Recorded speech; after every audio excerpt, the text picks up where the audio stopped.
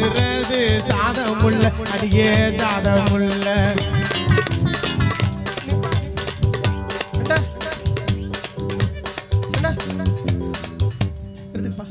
பாட்டு முடிஞ்சா? அப்ப நான் உட்கார சொல்லிடுவீங்களா? நான் பாடக்கூடாதா? சனியா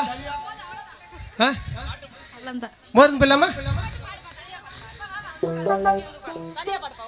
கனகத்த மீன் வாங்கி புள்ள மீன் வாங்கி